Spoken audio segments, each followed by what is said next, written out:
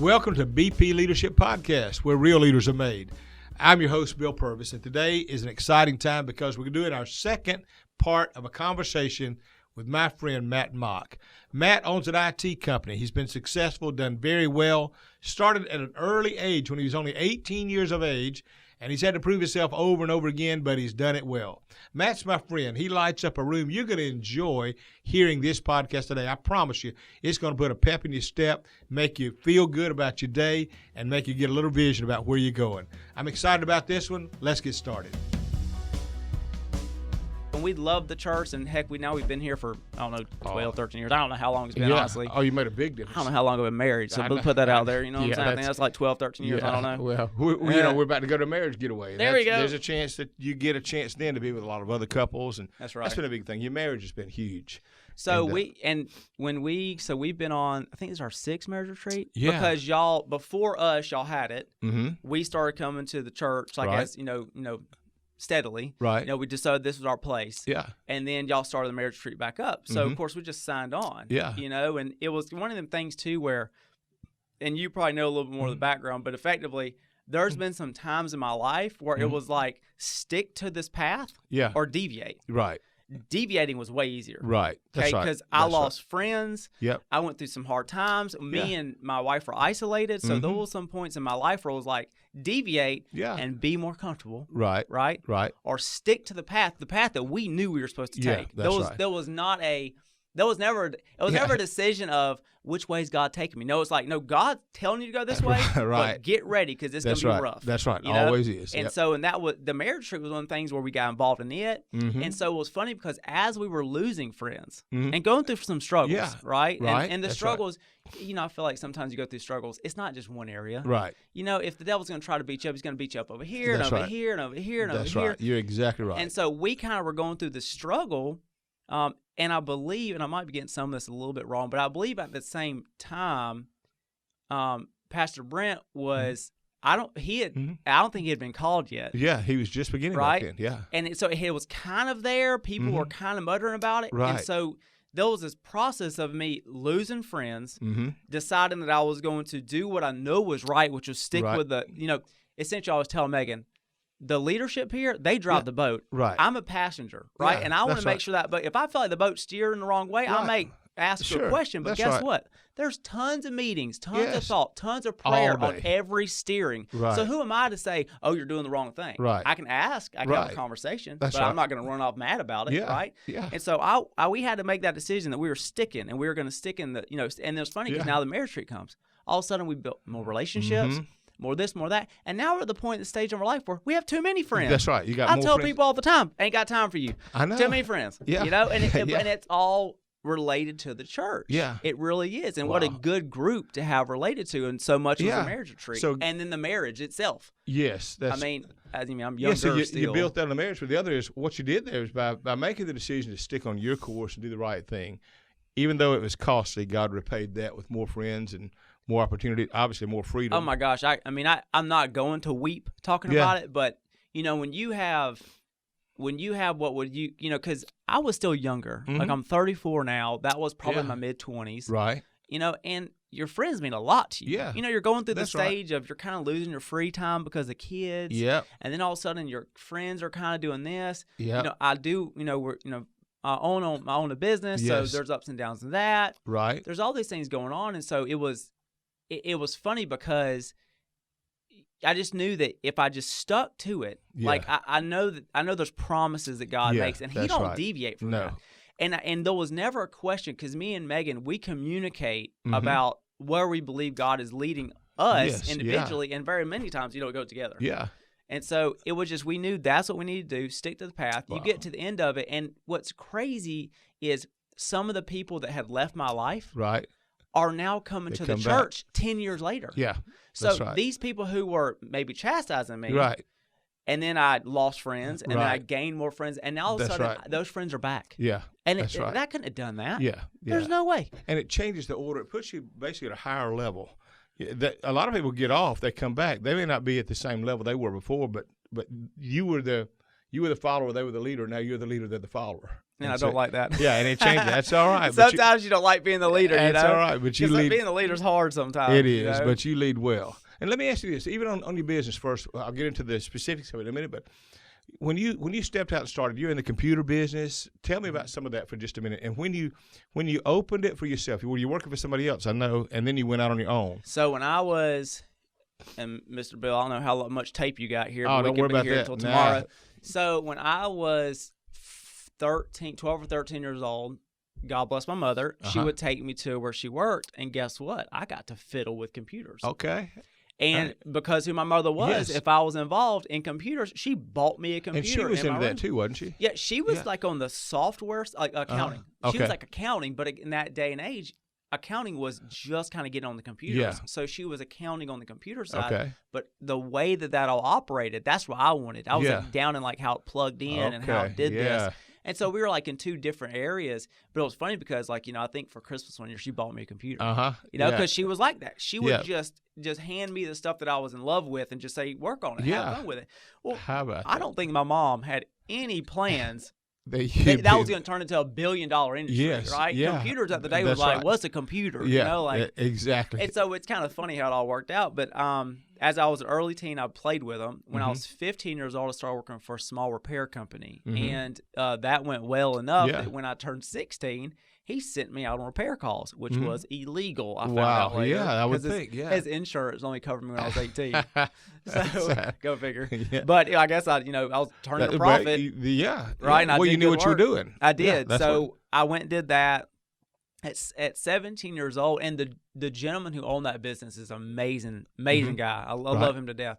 But the way there was a billing situation where I had gone to a facility, it was a nonprofit facility. They had gotten hit by lightning. There was a lot of work that needed to be done, and I came to the owner. I said, "Listen, I want to donate my time over here. Right. I'm going to be there a lot, so half billing, whatever. I don't mind if I take a cut, like a pay cut. I just want to help him out." And I was younger, had plenty of energy, no bills, right? And he was like, "Sure, no problem." Well, then some weeks later, I found out that not only did they bill him, but they billed him like double, triple because insurance was involved. Right. Yeah. But I didn't care who was paying. Right. That just bothered me. Yeah. Bothered me. That's right. So I decided then, I was like, you know what, I'm done. Right. And of course, my mother, do it on your own. Yeah. Why do you need them? Do it on your own. Yeah. I was like, I guess. Like, why not? And so at 17 years old, I started a business. She helped me get the, I was a DBA. It was like Matt Mock doing business ads. Yeah. And it was me and a buddy, and we worked for about a year. And then a year later, there was some financial, like, by the way, we're 18 years old, so we're not talking about, but there was like, $1,000, $2,000. Yeah. Each person feels like they're carrying more of the load than the other person and your friends. And so I just decided that I'd rather have a friend than money. Yes. And so I gave him the business, gave him the account, and I said, look, you keep going, and then I'm just going to start it all back up. Right. And I also had a mother that she was going to help me do it. Yeah. She would help me make the new business and all the other kind of stuff. So 18 years old is when I started the company that I'm at now. How about that? And then I just kind of kept going from there, and that's kind of the start. Now, in the first years of business, were there times in the first years you thought, this is more than I can chew, or I may have to get out, or this is how? Was that first year tough for you? I see a lot of these younger guys, and I see like they want to do things, and it's so odd to me that they decide to do it when they're married with kids. Yeah. And God bless them, they do and they make it, right? I'm not saying you can't, but the family I had, like I didn't worry about getting fed, right? Right. I didn't worry about paying for gas, because even if I only worked one day that week, I could pay for gas. That's right. Yeah. So you didn't have that pressure on you. That was a huge, The biggest pressure I had was I was 18, 19, 20-year-old, and I was walking into facilities that are multi-million-dollar facilities, and I remember the look. You're going to fix this? Yeah. Yeah. Like, I was a kid. I know. They'd be like, you're going to fix this. Because these people, this was their business. That was what they did, yeah. So who's this kid? Yeah, they call the here? Expert in, and the expert comes in, they got a kid older than him. And a lot of times, the gentleman who I'm, working with was 15 years older than me. I'm coming in to tell a guy that's older than me how to resolve the problems. Right. And typically, I did pretty well. Yeah. But it was just so much of my first years was just I had to get over people they didn't trust. I had to prove it. Yeah, that's right. I'd actually prove that I knew. You had to earn the the right to be heard or received. Which now, amen, people can, by reputation, say, he knows we've had luck with him, and, of course, the age has gone by. But in the beginning, it's really it's an odd feeling to prove yourself over and over over and over. Yeah. And you know, as a young kid, it's frustrating. Yeah, I get it. And it's hard to hold your tongue as a young kid. That's right. You know, because when you're 18, 19 years old, you could tell anybody anything. Yes. So holding your tongue and not have, you're right. You're like, I know oh my I'm gosh, right. So that's right. that was more of the difficult because, like I said, my base was very secure. Right. Now there was always, I don't know if in my mother, she was like, oh my gosh, I hope this works out. Yeah, because when I went, he'll never get out of the house. Yeah, she's like, oh my gosh, I'm putting all this in. But so I went to West Georgia and I clept the first 2 years of college. So. And then shortly thereafter, because my mom was pushing for me to go to college, but she told me to choose. Yeah. So obviously I chose a computer style degree. So while I was in college, I was already 2 years into business and I remember going home to my mother and I said, hey, my professor told me I need to quit. And of course my mother, she's like, because my mom, she loves me. She almost always believed me. I think even then she's like, wait a second. And I was goofing off, and I ended up getting logged into their servers. I ended up finding all the tests. I ended up finding all the answer sheets. I thought that was great. So I downloaded them. I printed them out, and I handed them to the professor. And she was livid. She's like, what did you do? How did you do this? So then I went and saw the dean. And the professor and the dean were then, they said, look, this college course is prepping you to get certified. And that time of day, you would get certified by the vendor. So Microsoft would certify you, Cisco would certify you, Citrix. All these guys would certify you. So the degree was prepping me to go take my certifications. I already had 2 of them. Yeah.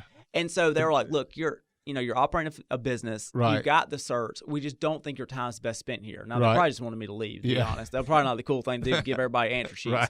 But for the whole year, I had the whole year's answer sheets. So it was one of the things. And so she's like, okay. So I did 2 years of college. I'd already ran the business, and then I was younger, and then I kind of just kept. That's where it started. You've done good though. You've done real good. You're kind of known as the guy to go to. And, it was just funny. Now let me. I guess in that business though, you always have to be growing, don't you? I mean, if you get behind in that business 3 months, I would think you're behind. Yeah, it's really odd. It's we in technology, and that's another thing. Like I know it sounds really weird. I feel like I'm blessed all over the place because in technology, I'm blessed in the job because guess what? I walk into new weird problems every day.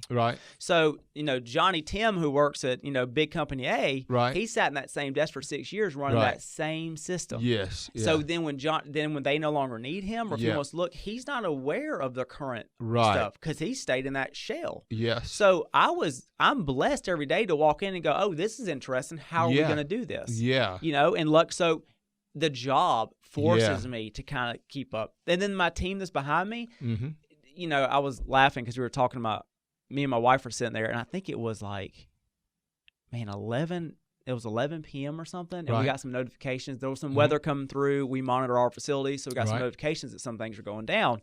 Typically, that means you lost power, which means there's nothing we can fix. We just need to wait till power comes back on. So I don't jump. If we think it's something else, I jump. So I'm like, all right, well, let's see if the alarm's clear. Well, shortly thereafter, alarm started clearing. I was like, okay, it was weather.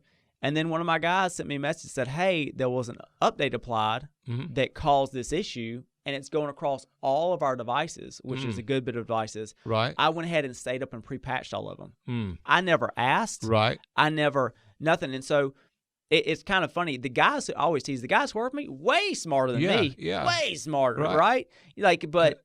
But they love what they do, and they also don't care to do this. They don't want to talk as much. They want to be behind that. They want to do their job and be done. They don't want to have to. Matter of fact, and one frustrating thing to every IT guy is having to communicate why we need to do it. Because to them, they go, well, it's obvious. I don't understand. Why do we need to talk about this? Like, we should just do this. It makes the most sense. That's right. And so you're better off for them to just go in the room with the computer and leave them alone.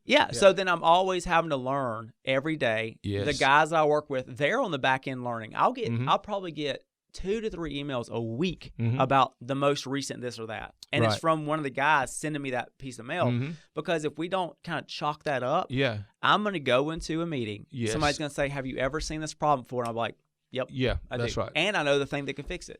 And have we implemented it before? Maybe not. Do we know we can implement it? Yeah. So what it's giving you a wide range of experience, and you've been able to touch a whole lot of things that basically you're relevant all the time. Yeah, and what we do, right? Yeah. Like, you know, someone that I know very well, yourself said, do what you do and do it good. That's right. You know, dabbling can get you in trouble. That's right. And so we turn down work. Yeah, that's you know, because we say, look, you know, because there's been times, not to ramble, but there's been times when, you know, as a business owner, sometimes I have to catch myself and go, it's not about money. Yeah, I know it sounds really, really weird, right? That's true, though. Because there has been, and especially in the early days, I have walked away from substantial income. You know, our client, right? So each client represents an amount of income, contractual agreements that helps better for the company. And I've walked away from big contract agreements because I didn't see me or the company having a good end. Right? I saw it as being a never ending. There was never no clear sign of progress. And so I was like, okay, I'm going to be paid well for a year. But then they're going to go, why isn't this working better? Right? And it's because I knew that, you know, whether there was someone involved that was going to keep it from happening. You know, the way it was structured, maybe it was too political. And so there's been times when I've literally walked away from, I mean, if I'm blunt, 6-figure contracts because I knew that no matter what the money was, that when it did not work, right? Because, you know, it's funny. That's right. That's good. It wouldn't be us. It wouldn't be us. But when it did not work, all of a sudden Engaged IT we didn't do it. We didn't fix it. Right. We messed it all up. Because normally the executives, they don't know all the this and that. And they just go, well, it didn't work. We paid you this amount of money. We're 2 years down the road, and why haven't we resolved it? So the PR you end up with is not worth it. It's just not worth it. And then two, like, I have to, at the end of the day, be proud of what we've done. That's right. And so I don't want to be proud of the contract I signed, the money amount. I want to be proud that I know at the end of that is going to work out. That's right. Like whether or not they're going to be happy is what I'm more paranoid about, which is kind of almost against some business. But you know what you're doing? You're protecting your brand that way. And on top of that, you're not. What I see that is you're not investing your energy and your time into something that you know down the road is not going to pay off anyway. And I think that's the same thing you talk about friends. As much as you can know a lot of people, you really don't want to take up too much or bring on more than you can manage. You know, if you get nobody gets to be close if you just got 1,000 out there. So you want to be able to say, now, do I have the time and the energy to manage and maintain this relationship? And the same thing I think is true probably in the work. Do I really want to spend my time managing that when at the end of the day it may help them, but it doesn't help me to get any further with my company to do the best I can? All right, well, let me go ahead and tell you right now, part 3 of this conversation that Bill has with Matt Mogg this is one you want to listen to. This is where they get a little bit more serious, when you get to hear some crazy things that Matt talks about, how Big Brother is always listening, and how, you know, you can sit on your phone and be talking about Snickers and never Google Snickers, and then all of a sudden you look at your phone and you got ads for Snickers on your phone. He's talking about that, on how that happens and how companies get this information and they're able to market it to you like that, and how Big Brother really truly is always listening. But not just that, he's going to talk about the addictiveness of smartphones, smart devices, and social media and all that in kids, and how it can really mess them up as they get older if they develop this addiction, this habit at a young age, and how he kind of monitors his kids and the things that he's learned in his field. It's just good stuff you don't want to miss. If you're a parent, or if you just want to hear some good stuff about how Big Brother's always listening and educate yourself a little bit more, make sure you stay tuned for the next part of this podcast with Matt Mogg by hitting the subscribe button, because you'll get notified as soon as that podcast airs, so that you stay in the loop and you don't have to miss out anymore. If you've got FOMO and you got the fear of missing out, you don't want to miss out on this, so make sure that you hit the subscribe button so that you never have to worry about that. All right, well, make sure you check us out on our website, as always, bpleadership.com, for all the other cool details and information that we've got to offer here with BP Leadership. All right, well, remember that this is where real leaders are made, and we'll see y'all next podcast.